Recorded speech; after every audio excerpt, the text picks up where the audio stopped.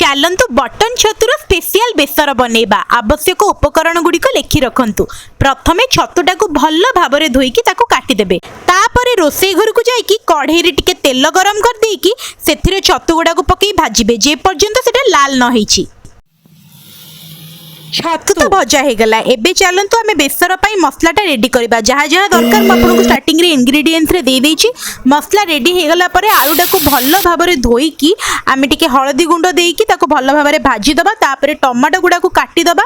Tomato काटी सारला परे आमे तेल आउ थरे गरम करिकी सेथिरे टिके पंच फुटण दबा। पंच फुटण देकी मसलाटा को पकेकी ताको भल भाव भाजी देकी ता देरे टिके टमाटो दे दबा।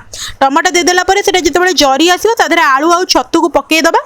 आलू छतु को भल भाव पकईकी टिके पानी देकी लंका गुड़ा को काटिबा। मझिरु पूरा फाळ फाळ करिकी चिरीकी से लंका गुड़ा को पकेइबा। जेहेतु बेसर गोटे आंबुल आमे पकई परिबा। बटन छतु बेसर एबे रेडी।